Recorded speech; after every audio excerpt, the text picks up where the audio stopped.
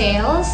So for the past 10 years, from the year 2000 to 2010, I've been working in a forwarding company as a corporate sales account manager.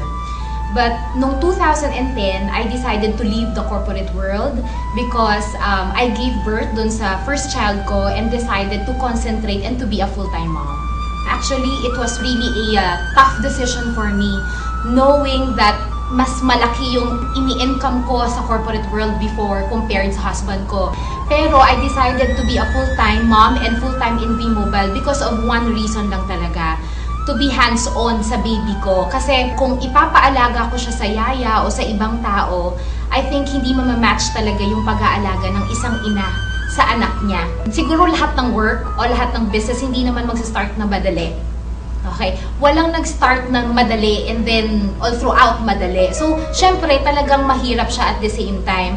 Kasi being a full-time mom, a wife, and also having a business at the same time, it's not an easy task na pagsabay-sabayan siya. You really have to budget your time every day. Like, pwede mo muna kasi asikusuhin si baby during daytime bago mo siya gawin yung business.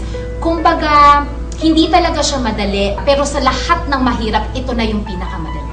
Lagi tumatatak sa isip ko, sa business na ganito, ang pinakamadaling gawin talaga, mag-quit.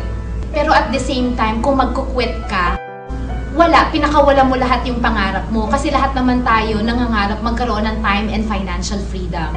Pero siguro isang pinaka-the best na quote o pinaka-the best na nagbigay sa akin ng inspiration to move on is yung quote na binigay ng husband ko sa akin. Sabi niya is, why you always give up every time there is a rejection? But look at Jesus. He never gives up on us every time na lagi natin siyang nire-reject. Hindi ko talaga makakalimutan. Somebody told me na, you joined lang naman networking kasi it's all about pera-pera lang. Pero in reality, hindi nila naiintindihan is, we are aiming sa ganitong business is to have time and financial freedom na kasama mo yung family mo. Bakit ko nasabi yon? Ang kapalit nun is, sinabi ko sa sarili ko, aanhin ko yung title na manager o malaking sweldo in a corporate job kung hindi ko naman maaalagaan ng anak ko. Ang gusto ko lang i-point is, lalo na sa mga mommies out there na naglulong to be a full-time mom, maalagaan ang anak nila, may chance talaga malaki. It's just that, ang ma-advise ko lang, kailangan nyo lang you have faith and courage to do that. No matter what yung mga tao, kung ganong panira ang sinasabi about V-Mobile, about sa pagkatao mo, minsan downgrading na talaga.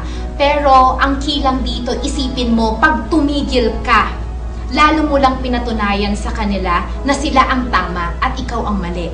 So by continuing the business and showing your results to them na meron talagang nangyayari sa buhay mo, that's the best thing na pwede mong ipakita sa tao na you made the right choice in doing V-Mobile, not by being an employee and mawawalan ka na halos ng time para sa family.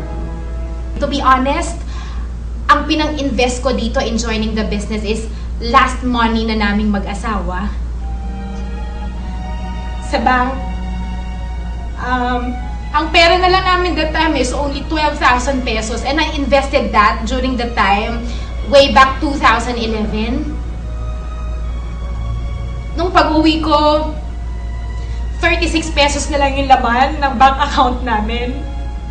Hindi ko alam kung anong pwedeng mangyari. One thing lang ang objective ko, to take care of my child and earn at the same time. Hindi ko na nilong na lumaki pa yung sweldo. Hindi ko kailangan ng manager na title. In reality, V-Mobile taught me that more than the manager na title, mas maganda palang tawagin ka as a mentor ng libo-libo mong mentors on the